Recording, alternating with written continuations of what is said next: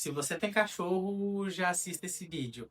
Os cães sabem quando você tá triste. Se você é dono de cão, assim como eu, você já deve ter percebido que quando a gente tá meio pra baixo, cabisbaixo ou triste, o nosso cachorrinho fica também com aquela carinha de tá precisando de ajuda. Os cachorros, eles são muito perceptivos ao ambiente que eles estão. E eles conseguem perceber a mudança no tom de voz, no nosso cheiro e na nossa linguagem corporal. E se você estiver triste, ele pode tentar te confortar, deitando próximo de você ou te trazendo um brinquedo favorito.